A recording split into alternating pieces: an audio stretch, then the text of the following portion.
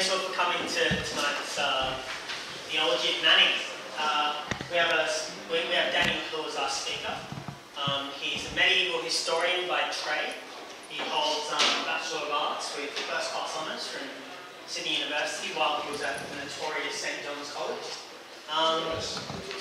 He studied education at UNSW as well, and worked as a teacher before working at the Archdiocese of Sydney for University Chaplaincy. He's currently the Director of University Chaplaincy, so we're very lucky to have him. He knows what he's a specialist in this field, so yeah, please put a round of applause. Thanks everyone for coming. Good to see there's a bit of interest in this old but unending topic. As you know, the Crusades are referred to here and there in day-to-day conversation about history, about particularly when you see what's happening in the Middle East at the moment, they get referred to. So I think it's good to just go through what happened in the Crusades, particularly in this case the First Crusade, and we can come to you can come to your own conclusions as opposed to kind of reading things through the filter of a certain paradigm. I'm going to focus, as I said, I'm going to focus on the First Crusade for two reasons.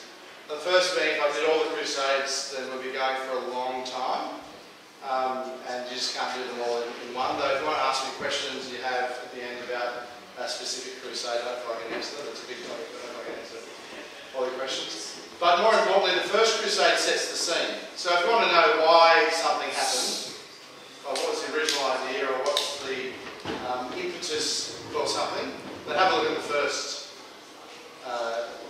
one, or you get the original idea, and then we can see the development of it later. So that's why we're doing the first Crusade. The talk, a large chunk of the talk will be just recounting the history of the First Crusade. There's no use coming to opinion about something you don't know actually what happened. Though it'll be it'll be in 20 minutes or something, so quite quick. But I'll also talk about the ideas behind the Crusades. So what were the kind of the theological, philosophical ideas behind the Crusades, what was their purpose, what was their aim. And then near the end, depending on time, I'll see if I can dispel some specific myths. So sorry if I go really quickly. Next slide, please. So first of all, the whole notion of holy war. Now that's a bit of scary thing to say, holy war.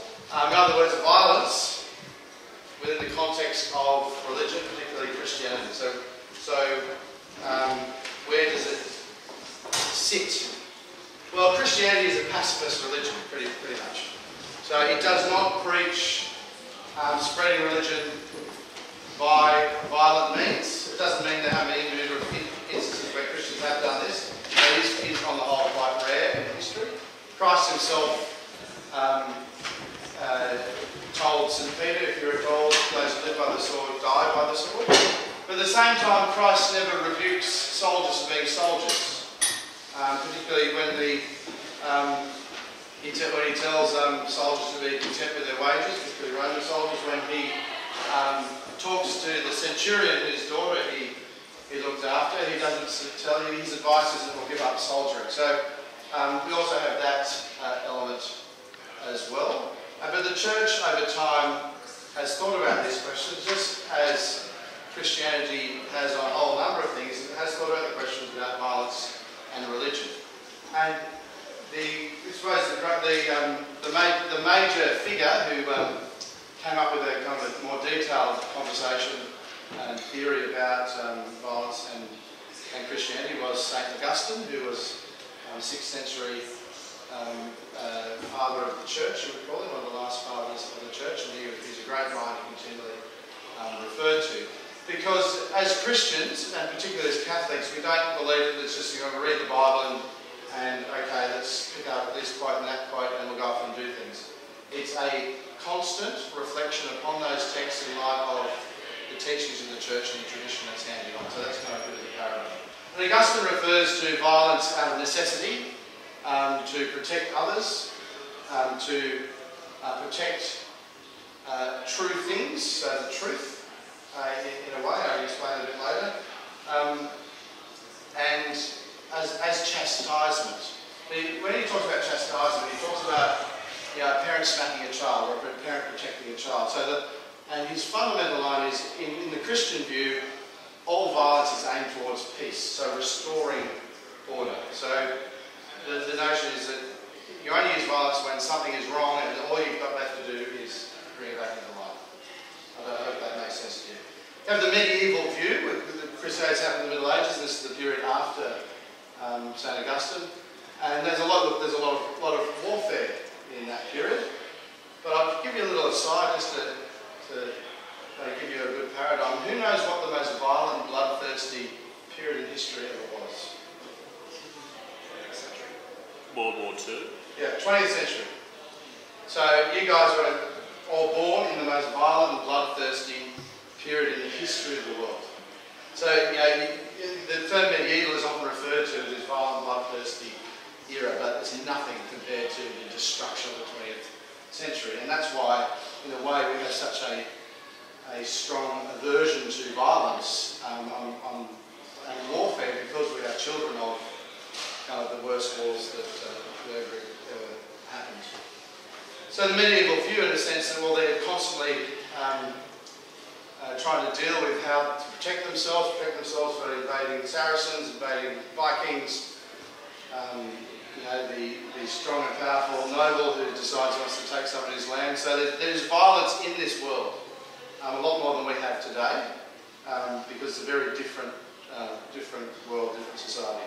Thomas Aquinas comes up with a more refined view of warfare and how Christians can use warfare. It's essentially based on Augustine's main principles, but the whole notion is that you have to have a just war. So just reason to go to war. You have to have exhausted all other avenues. You have to have the actual proper authority. So I can't just declare war on somebody. I just stand here from down the road. I can't really do that. I'll give it a go. Join me. So he comes with a much more formal idea. But then, of course, it's very important to realise, and Aquinas refers to this, that in practice, these theories have to be put into something on the ground. And you often don't have much time to make these decisions, and you make the wrong decision.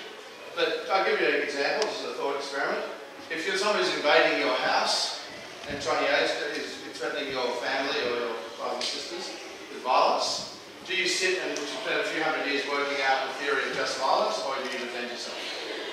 So that's kind of the idea, and practically about how these things work out. Within the political sphere of the time, you've got to make a choice. And it's actually morally incumbent upon you to make one. So you can't just sit back and go, I didn't know what to do, because that's making a choice to do nothing. So there's a general view of things. I'm moving very quickly. The next slide. This is my definition of what the Crusades were in a nutshell. An act of charity in defence of Christ's body, whether manifest in Christian individuals, Christian states, or church institutions, in union with the perceived will of Christ. So in other words, an act of charity, an act of love. Greater love hath no man than to lay down his life for his friends. So that's the paradigm of crusading. Crusading is defensive action. Defending, one of these, or a whole group. It's never considered to be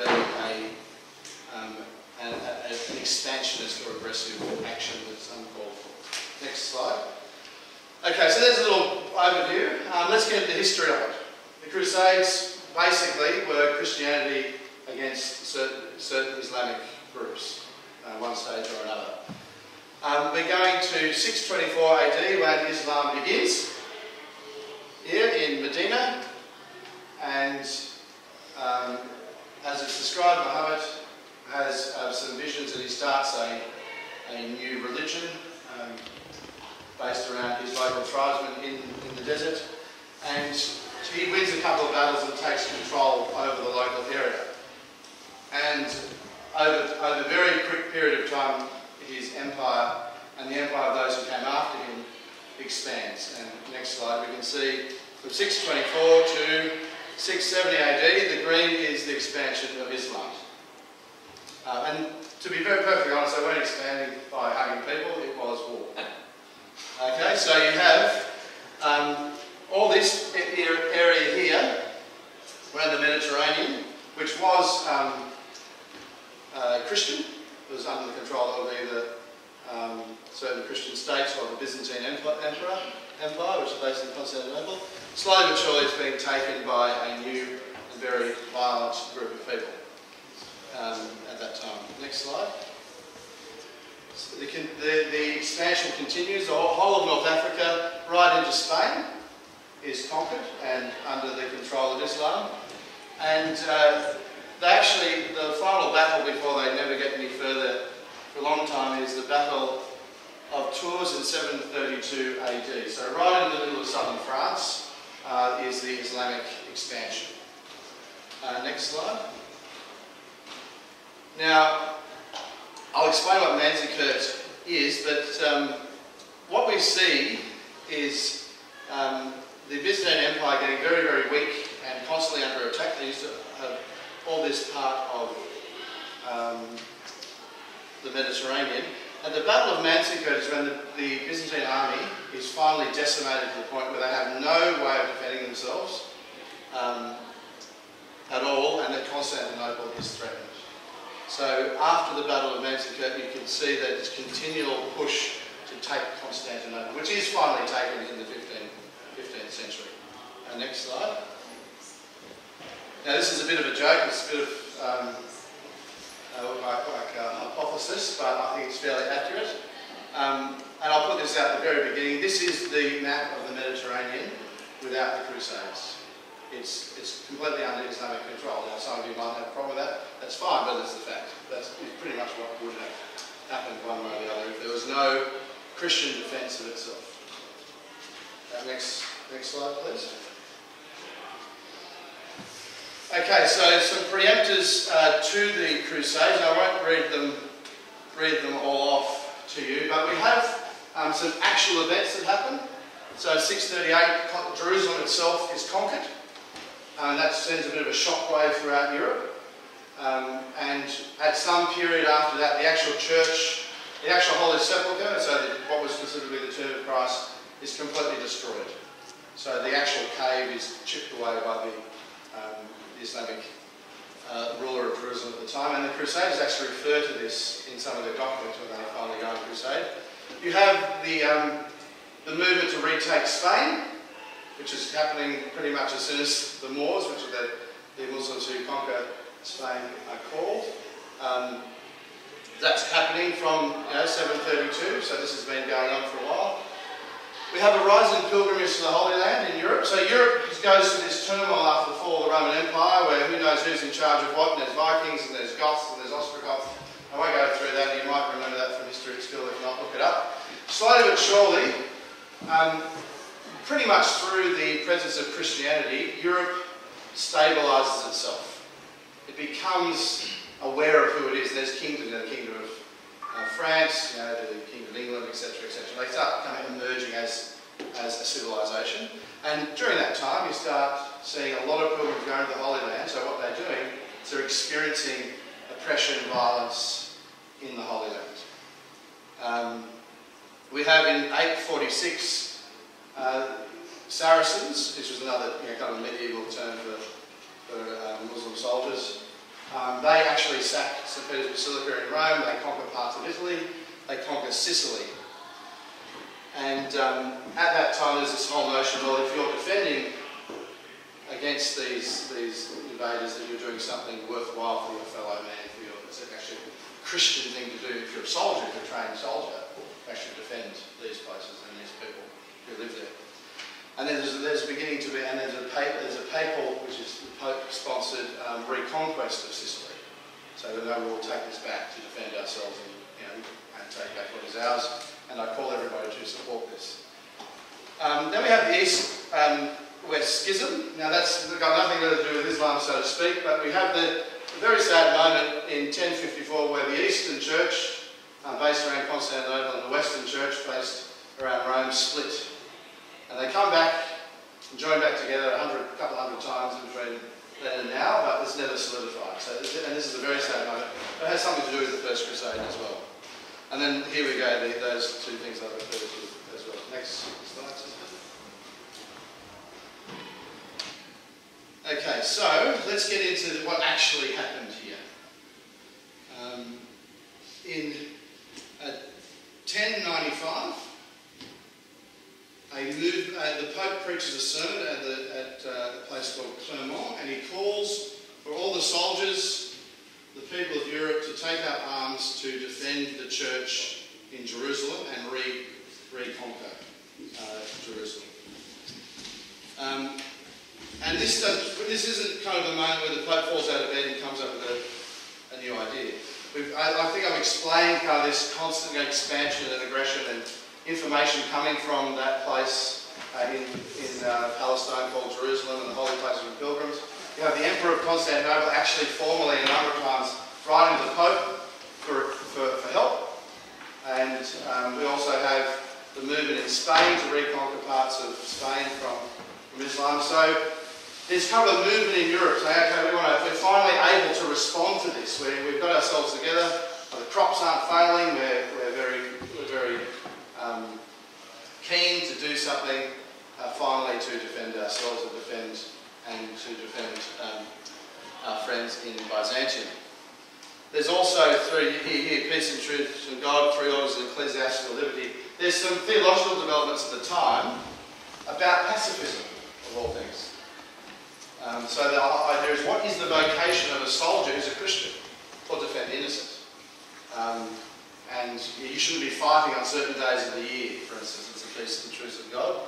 And the whole notion of ecclesiastical liberty, that the idea that the church is not some function, or Christianity is not some function of the state or a powerful ruler.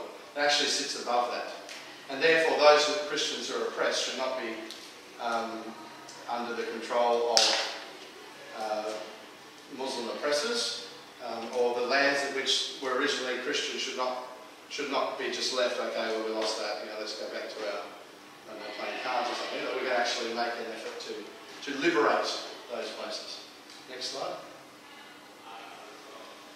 Okay, so there's a number of versions of the sermon that Pope Urban gave, and historians argue about the details, but this here is the actual formal text we have. It's a legal note, and you can probably read it here, but I'll say it out to you. Whoever for devotion alone, not to obtain honour or money, shall set out to free the church of God at Jerusalem, they shall be counted to him for all penance. So it's not whoever goes and kills as many Muslims as possible will go to heaven. It's not, get angry, let's go and seek revenge. It's not, I'll go up here, you'll get some bit of money as well while you're at it. It's actually very clear what this is about. Now, for all penance is a theological reference to the notion that for those particularly who, anyone who goes to confession, you don't have to spill the beans, you don't have to tell me what it says. So the whole notion that you go to the church or the priest particularly who represents Christ and you confess your sins, you give it a penance, usually, like one Hail Mary, and you have to say sorry. Now that's the modern version. The older version is in fact you have to do the penance most of the time before you get absolved. And so people would build up a lot of penances and say, actually I can be a soldier and defend others and give my life for my friends and have that penance remitted. So go on crusade, you don't have to do all the other penances. So that's a kind of reference to some of the church practices at the time. I don't know about you, but that's pretty clear what the crusade is all about, and that's a foundational statement. Next slide. Okay, so I'll get into a bit more of the specific history. So Urban II calls for the First Crusade. He's the Pope at the time. Adomar of Le Puy is his papal legate, so he's the Pope's representative on the crusade. You have Alexius Comnenus, who is the Byzantine emperor at the time, and one of the ones who asked for help. Tacticos is the Byzantine general and observer who goes with the Crusaders. He's a tactical man. And then, of course, there are two different Islamic groups who the Crusaders meet. The Turks, who are fairly new to Islam, so to speak, they're mainly horse archers, and the Fatimids, who are based in Egypt. So the Turks are the ones hassling Constantinople, the Byzantines at the time, but their territory, and they're not necessarily united either, they're kind of having a bit of a tiff amongst themselves. And the Fatimids have control of Egypt, most of North Africa, Egypt, and Jerusalem. So kind of the most northern part of their territory is Jerusalem. Next. These are our main characters. Now, it doesn't really make that much of a difference who they are to you guys, but very, very powerful men. These aren't, kind of landless nobles, got nothing to do. Raymond of Toulouse, pretty much, he's actually the most southern kingdom in Christendom, in Christian Europe at the time. So on his border is the Spanish Reconquista, southern France. Bohemond of Taranto, whose uncle or father was the leader of the reconquest of Sicily from Islam. Tancred, his cousin. Robert of Normandy, the son of William the Conqueror. These three are all they're Vikings, so they like to get out and about. Stephen of Blois, he's a funny guy. I'll mention him later. Who else have I missed? Godfrey de Bouillon, who's a Frenchman, and he becomes the leader of the crusade, particularly near the end. Anyway, it's good to know. Richard. Richard's much later. Yeah, he's not the first crusade. He was just a twinkle in God's eye. So, next slide. Okay, so I'll give you, everyone particularly the guys here like to have a bit of show and tell. So these are the soldiers. These are the kind of guys who would have been on crusade. These two are Crusaders. This guy's had a busy day at the office. And this is a Byzantine soldier. So you can see the kind of arms and armour they would have worn. Next slide. Of course, for the Crusaders themselves, their greatest military advantage was that they were knights on horses with lances, and they were unstoppable when they charged. This was the great advantage that the Western military had developed. In fact, the daughter of the Byzantine emperor is in the history, it says she believes that the crusading knights could have charged through the walls of Babylon. Of course, in the end, they don't have horses because they all died. But here we go, and here's the original illumination. So you can see that they're all on their horses, and they're on their way. And that's next slide. So here's the Turkish soldiers. They're more horse archers. So they arrive and they shoot, and they run away and they arrive and they shoot, etc., etc. And their armour is made of boiled leather, not metal. It's very tough. You can stop a bullet with that. Next slide. And these are the Fatimids. So these are the kind of people that are in meeting in the walls of Jerusalem. They wouldn't have crossbows so much then. That's probably a bit later, but gives you a general idea. Next slide. And there's some more of their soldiers too. I wouldn't mind someone carrying an umbrella like that. Alright, next slide. Okay, First Crusaders. Here's a sense of where they come from. They come from all over, and they meet here. Very important, in Constantinople. Now you may have heard of the People's Crusade. Okay, now I might answer that in the questions, but there was a little kind of group of rabble who caused a bit of trouble and arrived a bit early, and they eventually got the Byzantine emperor quickly sent them across the Bosphorus, just there, didn't I say, and they got slaughtered. But there's one thing I'd like to say, is that just because the crusade, in my view, and I think it's pretty obvious, was a just war, doesn't mean that people in it all behave themselves. Do you all behave yourselves all the time? I know Father Marnes does, but that's about it. Probably not. Now, so Christians do not claim to be impeccable, but it doesn't mean that overall the whole notion of crusading is wrong, because there are some people who do terrible things. Okay, so they meet at Constantinople. The next slide, I think it is. They meet at Constantinople. They have a meeting. Next slide. They have a meeting in Constantinople with the emperor. And what we've discovered quite recently, actually, my former supervisor discovered this, is that the emperor actually said to these crusaders, I will appoint you as Byzantine overlords of reconquered territories. Because one of the other reasons for this crusade, as you recall, was to support Constantinople. It was also a sign of Rome's desire to reunify with the East. And you see that all the way through the new church, new places where they reappoint the bishops, they reappoint the Greek Eastern bishop. They don't appoint some Latin bishop and put the Latin liturgy in there. So it's this constant desire to rebuild what was lost. It's not a new conquest, it's a reconquest, very, very clearly from the very beginning. That said, armies are very hungry things, they're very hard to control. How many of you guys tried to control more than 5 people and get them to do something?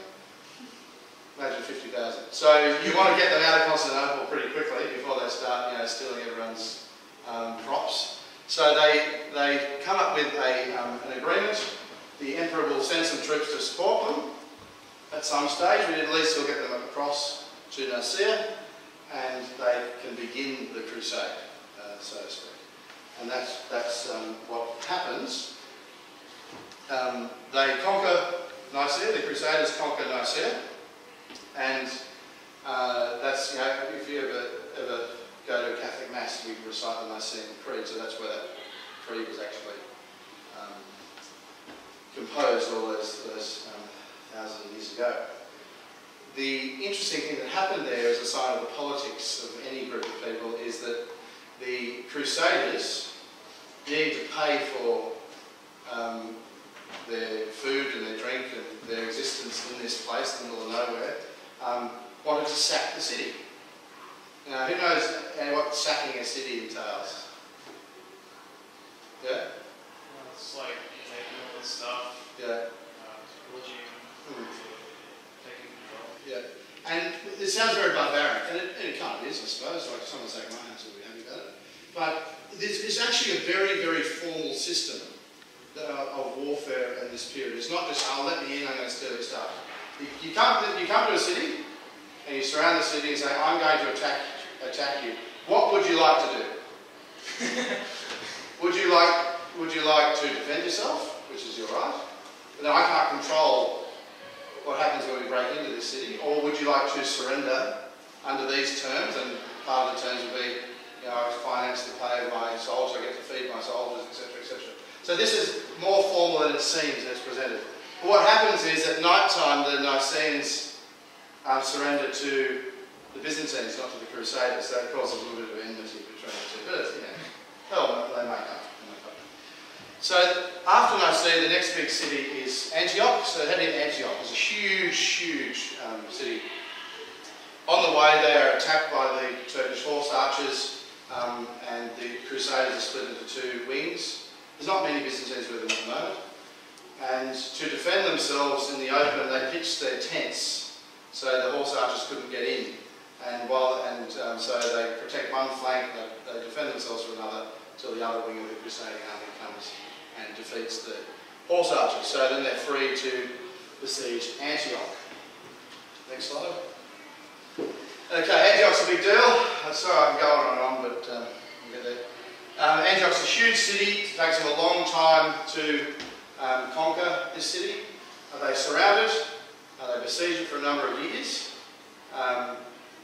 The Maronites help out a bit. They're kind of the Christians who are oppressed at the time, so they're pretty happy to see the Crusaders arrive. And in the end, the Maronites let the Crusaders into the city through a back door. That's how they do it. Bowman Taranto does that deal with a fellow. I can't remember the guy's name. I think his name is Iago from memory in the text. It doesn't sound very is Iago a Maronite name? Any Maronites? Anyway, so the Maronites let them in, but then of course they're besieged themselves. So a Turkish army surrounds them immediately. And in the end they have nothing left. They've got hardly any horses left. It's about 10 to 1, 10 Turks to 1 Crusader. They charge out of Antioch, and for whatever reason the Turks are terrified and scatter. There's a couple other battles in between here. We've got to go all day. But of course, and it is considered miraculous kind of victory. It is pretty much a victory against all the odds. You don't believe it's miraculous, but there were signs of angels in the sky and things like that if you believe the histories. Okay, so once Antioch is taken, essentially they've taken a huge and very powerful city. Bowman of Taranto stays behind and becomes the ruler of Antioch. Next slide. And so they head to Jerusalem. And all the big cities on the way to Jerusalem surrender immediately. So there's no sacking, there's no pillaging of any kind because they surrender. They know that the Crusaders are the real deal. But they get to Jerusalem. Jerusalem's actually held by the Fatimids, so they're dealing with a different enemy who isn't so afraid. It's their frontier. And they besiege the city. 1099, the year 1099, and they have a number of attempts to capture the city, which fail. So they go on kind of a retreat for 2 days, and they get preached to, and they do penance. At the same time, some Genoese sailors arrive near the coast. They bring up some siege engines, which kind of look like this. They're called trebuchets. Who has played Age of Empires before? Good. So you know how powerful a trebuchet is. These are very early ones. So instead of a trebuchet is a catapult with a weight on one end. So you kind of pull it that way and then let it go and it goes. But in those days they didn't have weights. They just had about 200 people pulling them. And they had a sense of humour. They had 2 catapults and they named them. One was a bad neighbour, and the other one they named God's own sling. So, anyway, they had a bit of sense of humour. And eventually they conquer the city. Next slide, I think. And they use siege towers as well, so you've got to push these against the city walls. Look at a bit of excitement up there. And it's like, you know, Central Station or something. And so getting on the train at Central Station. Or maybe getting off at Lakemba Station. No. It looks like a Johnson Bay in the same place. Anyway. So there we have it. So Jerusalem is conquered. And that's the big moment. Now, there's a lot of Jerusalem is sacked, and there's some very unhappy things that happen in that sacking, which we can talk about as well. Now, look, and there's so many, there's a couple of hundred years worth of crusade that happens after this. But this is, in fact, the only crusade that's successful. It successfully takes Jerusalem as a place and liberates that place. You know, the Crusades were successful in defending against Islamic attack for the next, you know, until essentially the fall of the Ottoman Empire during World War I. But they never really reconquered Jerusalem. In fact, let's see if I got the photo. I'll keep going for a while. So, in fact, the first Christian army, that wasn't a Crusader army, the first Christian army to conquer Jerusalem after First Crusaders was who? Anyone know? Australians. Yeah, the Australian Light Horse in World War I. Yeah, that's just a little aside. They weren't Crusaders, but it is interesting how long, in fact, Islamic control and power hung around in Europe and the Mediterranean. Here, I won't go on with this, but here are a few dates. Next slide. So they set up a number of kingdoms in the Middle East, in Palestine. And they do fall eventually back into the hands of Islam, and you know, there's attempts to reclaim them. But also what we get over a period of time is what you'd call crusading as an institution. And to give you an analogy, one of the analogies say is a university. Now the first universities were what? Monasteries. Yeah, the monasteries are groups of scholars who got together, saw a need, and from that began where we're sitting today, where you can do a degree in information technology, and you get a job and a piece of paper out of it. So universities become institutionalised. It doesn't mean they're bad things because they're institutionalised, but that's what happened to crusading. So it became one of the great things you call upon as a pope or a leader to defend the church and defend Western civilization, defend Christianity in Europe. And then you get the establishment of the military orders, like you might have heard of the Templars. They're very famous. Actually, next slide. Yep, go to the next one as well. There's a few shots you can flick through of examples of the military orders, which still have an influence today. Have you ever heard of St John Ambulance? Okay, so they were founded in the First Crusade. In fact, that crusading order founded the first hospitals. The hospitallers, the ones in England became Protestant. That's St John Ambulance, and you have the Knights of Malta, or the hospitallers who are the Catholic version. You can keep going, sister. So there we go, there's the two. So that's the St John Ambulance, and that's the Queen dressed in the order of St John. So it's very modern. Anyway, we can keep going. Just to flick through a few times. There's a few more. And there's the Australian Light Horse. Okay, so that was very quick. That's the history of the Crusade. The First Crusade. I can ask the questions now, or actually have a number of common myths that I can answer. So what would you like to do? Who's in charge here? How are we going for time? Yeah, I'm thinking. Do you do a few minutes? Do you want me to do a few minutes? Okay, sister, could you fast forward to... yeah, this one, okay. Fast forward. Okay, here's one of the greatest myths, the fundamental myth. The Crusades were wars of unprovoked aggression against a peaceful Muslim world. Now, hopefully I have dispelled that somehow. Does anybody here like to maintain that this is still a valid statement at all? Feel free. Would you say most people in the Muslim world believe that? No, not at the moment. They would have at the time. Not at the moment. Because I think the paradigm has changed. Now, what's very important in our current situation is the fall of the Ottoman Empire, which is during World War I.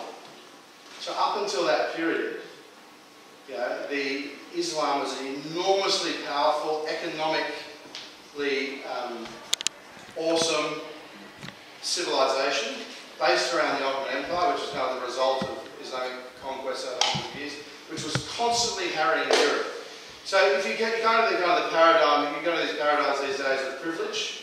The Christians are the privileged ones, and Muslims are underprivileged as a kind of power struggle in our political mindset. Historically, that doesn't make sense. In fact, it's Christianity, particularly Western Europe, that was harried constantly by the Ottomans and Muslims up until World War I. So after World War I, we have falling apart of that big Islamic empire, and that's how we get all these warring struggles that are going on in the Middle East at the time, and different groups fighting each other. It's very terrible over there. That is partly because of the collapse of the Ottoman Empire. Yeah? As you make the case for, there were just reasons for why the Christians did go to war in the First Crusade. Yeah. But a lot of the history tells us that Christians at the time thought it was a just war, but it was only centuries later, after say the Protestant Reformation, that the Western world started to view the Crusades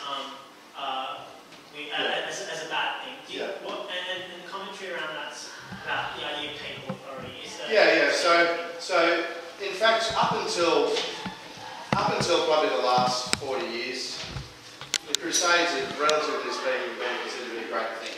Whether you're a Catholic and you kind of accept this story as defence, if you're an Anglican, well, you like Richard the Lionheart, you like the fact that the British Empire conquered the world, and here's an example of it, so you don't really talk against crusading because it doesn't. But then after a while, when you get particularly anti-papal, I'll backtrack as well, of course, the Protestant Revolution was quite violent, and they actually considered themselves to be crusaders against Catholics in Europe and vice versa at the time. That's a whole other story. But it's not until you get a paradigm that wants to essentially create excuses for revolution and aggression against the Western tradition that you get this kind of, broadly speaking, anti-crusade rhetoric. And then, of course, you do still get some Protestant groups who jump onto that because, it's the whole notion that, here's an example of bad Catholics, bad folks. So that's where you get it from, but it's a relatively new idea. Yeah? What's the relationship between the church saying we need a crusade, let's go, and the Western remnant of the empire at the time saying we should go on a crusade? Yeah. And like the relevant, I suppose, governmental authorities at the time, or is the church and the government sort of the same thing? Okay. So what's the relationship there? Look, we have this modern idea which is good and bad. I'm not saying that. I've got no opinion on it. That the church and state are separate, and that's to protect the church from the state. The original idea comes from the notion that the state does not control the church, and so it can't start using religion for its own political ends. Our paradigm now is turned to say, well, the Christians can't have a comment here, or the church can't control this or that. That's not the original idea of the separation of church and state. But that developed over a long period of time. So in that period, particularly when you've got a whole civilization in Islam that are Muslims, so of course listen to Muslim teachings as a group, and Christians will listen to the leader of the Christian church as a group. But the Pope himself by and large, did not consider himself to be the war leader of the people in Europe. He called upon the rulers of Europe to lead a crusade. He said, okay, you can have this as remittance to all penance, and encouraged them to do so. It's their choice to go. You weren't excommunicated if you didn't join the crusade. Most people didn't go because it was really expensive. If you went to a crusade, you were bankrupt for life. Pretty much a universal experience of every crusade, which probably means I've answered one of my myths at the same time. Yeah. The idea of going to Jerusalem as a sort of a just war, were there Christians living in Jerusalem that were being persecuted? Yeah. And basically this is the idea, we're coming to the assistance of our brothers and sisters in Jerusalem to defend them from Islamic aggression, basically. That's true. There were Christians there, and it wasn't, you turn up to Jerusalem in an Islamic name, you're a Christian, you die. That was in some cases, depending on what Muslim was in charge. In fact, they knew what was going on so well because there was a monastery in Jerusalem, or near Jerusalem at the time, which was one of the monasteries of the Abbey of Cluny. Now, you might have heard of that if you studied medieval history, which was kind of a papal-sponsored monastery. And Pope Urban, who called the First Crusade, was a monk from there. It was like Cluny, was like a franchise. Yeah, it was like a franchise. So you've got information, very, very clear information, coming directly from the ground in Jerusalem at the time. So there are some arguments out there that, the West was kind of just a bit grumpy and a bit upset because what happened to their grandparents, they finally got their revenge. That's not really the case. These were very, very, for the time, very, very formal pieces of intelligence. Now, you couldn't ring up, the Emperor Alexius to go, how are you going? Are they close yet? We'll come soon. Like, you can't do that. Which I don't want to analyse it, but some people think that's not true. But it took a couple of months, if not longer, to get the information back. Did that answer the... Yeah, so basically it's almost like a rescue operation, kind of defence of the... But the Christians there would have been a minority. Very, very bloody. They still are, but it's extreme minorities. When the Christians took Jerusalem, there's been a lot of accusations that there was a lot of unnecessary bloodshed, unnecessary killing of women and children, and things like that. And then in the next century, when Salahuddin took over Jerusalem, he was merciful to the Christians and just let them go. But in the century prior, the Christians pretty much annihilated most of the Muslim population. How can we say it was a just war and things like that when there was effectively the massacre of an entire city? I'm glad you asked that question. It's another one of these ones I've got here. We've got to knock up a couple already. We've got a whole talk dedicated to this one. It's very technical. Firstly, a number of things.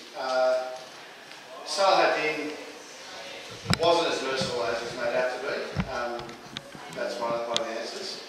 He did behead thousands of his enemies in the city, and the reason he did it was because they were enemies. So if you don't deal with this situation, you're going to lose the city. The second point I'd like to make is coming back to the comment I made about the siege of Nicaea when I referred to the rules of surrender and sack.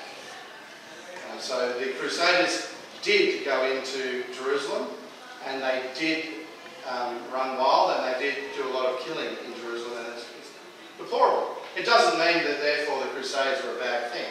It means that that period of the Crusade, things got completely out of hand. However, the rhetoric about it is grossly exaggerated. I can't remember the exact name right now, but there's a chronicle written by a Muslim which claims there are more people killed in that, X thousand people killed in that massacre, but there were less people living in the entire region than was claimed to have been killed. There's a reference to the streets running waist deep in blood, which is an exaggeration by Bill Clinton. He got his history wrong. It's actually, they said, ankle deep. But even ankle deep, there weren't enough people in the era to run ankle deep with blood. In fact, that is a poetic, eschatological reference in the Chronicles. It's not meant to be historically accurate. A lot of the killing happened in the Temple Mount, where a lot of the soldiers in Jerusalem hid or took refuge, defended themselves. Now, what happened in Antioch, if you recall, was they conquered Antioch. What happened? Do you remember? What happened when the Crusaders conquered Antioch? They were immediately surrounded by an army, and they were outnumbered. They were gone, almost. When they conquered Jerusalem, the Fatimids had an army coming, and they defeated them in the Battle of Ascalon, not a couple of weeks later. If you conquer Jerusalem, and you leave Jerusalem full of Muslim soldiers in particular, who are against you, you're going to lose the city. It's very bloodthirsty. It's disgusting in the end, but who wants this situation to happen? And I'm not trying to defend the killing of innocent people, but that is the practical paradigm for the conquest of Jerusalem. And that fear of siege, counter-siege, was true. It was true. So if you've got an army outside, an army inside, where you are, that's all over Red Rover, pretty much. So that's, but as I said, I'm not trying to say that everything that happened in the Crusades was justified, but the whole notion of them and the overarching principle, it was justified.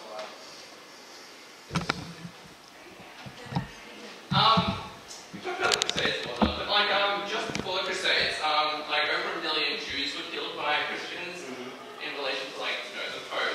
Yeah. And also, you said it wasn't expansionist, but all of a sudden, oh wow, look, Byzantine Empire still got territory, and look, the lords of Europe got some more land in the Middle East. I would call that expansionist. It's hard to, yeah. Well, I'll second what I say. It's not expansionist to want to reclaim territory that you consider to be yours. Is it expansionist? Say your neighbour stole your backyard. Yeah. And then your grandkid decides to say, well, I've had enough of this, I'm taking it back. Is that expansionist? Well, after you've had a land for 200 years, when you say oh yeah, it's mine now, Well, that would mean that, for instance, Indigenous reconciliation is a nothing. You don't need to say sorry to Indigenous reconciliation. But what if those who stole your backyard were also trying to take your house at the same time? So this was not, okay, we've been here for a few hundred years, we're all fine now, it's okay. It's a constant, and it still is there in some groups, it's a constant desire to conquer the world. And they were not letting up. And it wasn't a whole notion of let's get some new territory, this is great. They did a formal arrangement, not with themselves. And then I can tell you why it ended up just being Crusaders. Actually, it's a good time for me to say that. The idea was that they would become members of the Byzantine Empire. They wouldn't go alone.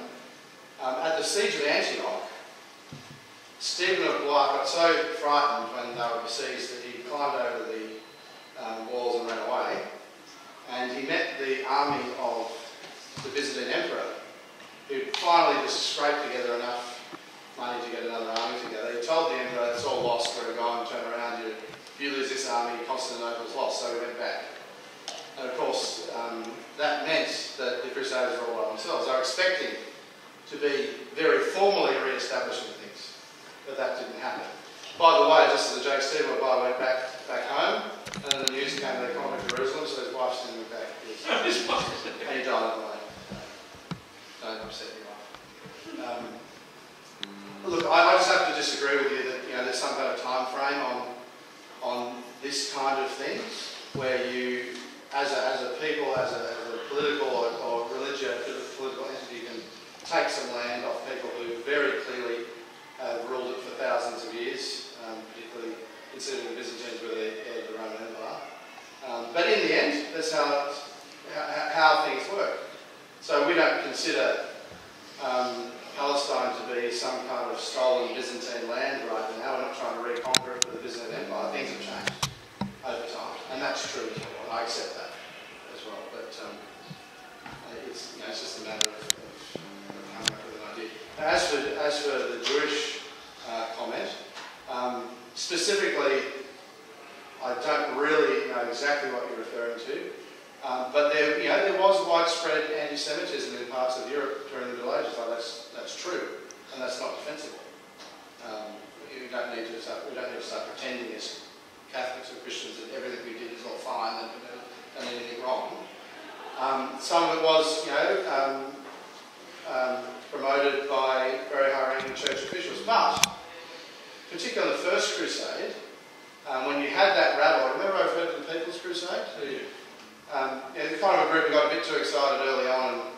They were full of knights, but also called the People's Crusade. The idea is it was less powerful, less formal armies. And along the way, they attacked Jews. At the same time along the way, the local rulers and the local bishops protected those Jews as well. There's great examples of that too. And that's not to say, okay, we're fine, we don't have duty, but just give the historical analysis of that. I don't know, did that answer your question? Laura, did you have another good question? Sorry. Do you want me to do a few more myths? Or happy to start? Yes. Yeah.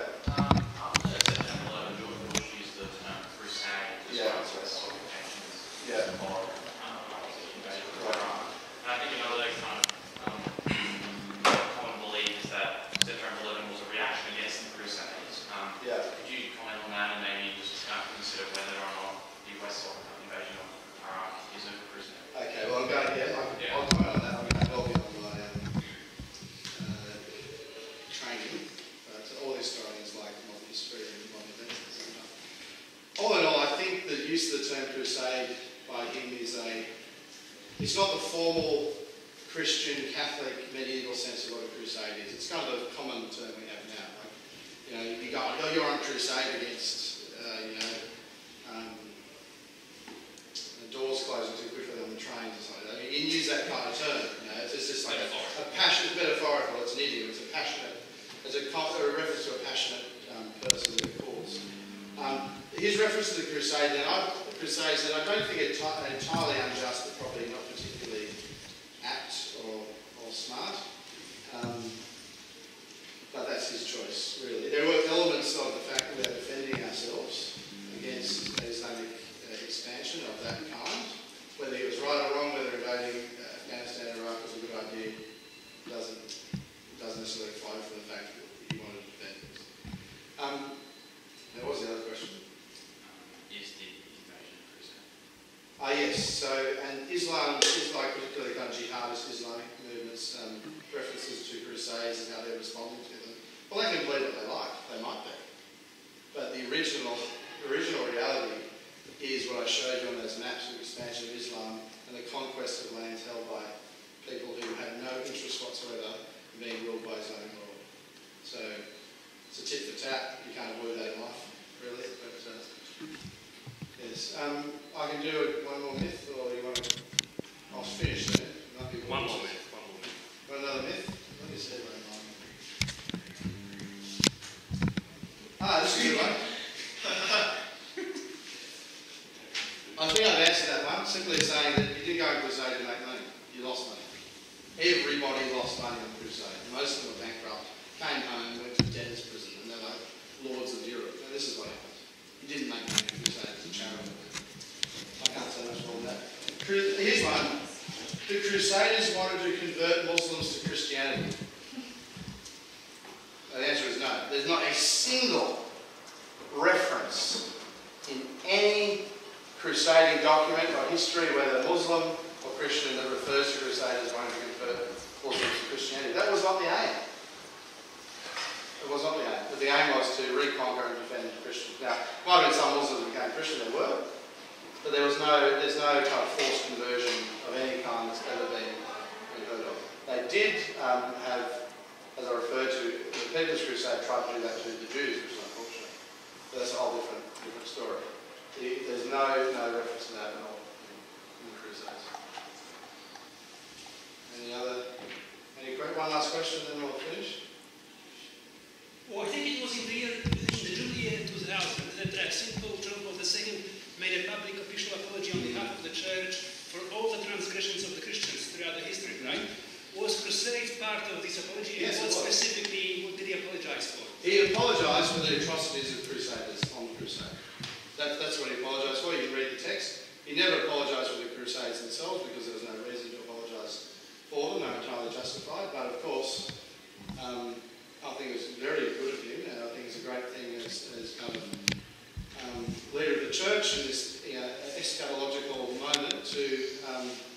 apologised for the sins of those who were Crusaders.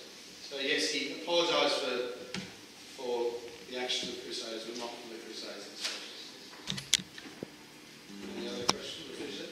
Yeah, thank you everyone for coming, and thanks Daniel. We wish you well.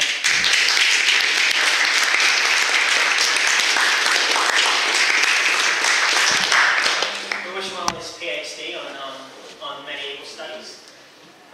Just a few announcements. We're having two big things coming towards the end of this semester and next year. Next semester rather. The first big thing is we're opening up a new Catholic Student Centre on campus, which is near the Verge Gallery on the way from Redfern. So it's where Jane Foster Russell Plaza near SciTech Library. So there's some construction going on. It's opening on the 1st of July. So we'll have that from next semester onwards. It's a nice large area, balcony. So we'll have access to. It's really nice. There's chapels. There's chapel for daily mass, lockers for Catholic students. There's a library study, and there's rooms to look for group assignments. It's your one-stop shop for all your student needs beyond the actual lectures. Yeah. And the second big thing we have next semester is we're hosting a debate between the Archbishop Anthony Fisher and Professor Peter Singer of Princeton University. He's a bioethicist with interesting views. He founded the Australian Greens and he's regarded as the leading philosopher in bioethics in the world. And Archbishop Fisher, Oxford educated as well as Singer, is regarded as the best proponent from our side on bioethical issues. So it's going to be an exciting debate. It's on the 13th of August. We'll release more details about that soon. Just for now, we have free pizza at the back over there, so please help yourself, and we have drinks, and we'll get into some more drinks as well. So thanks you all for coming. Please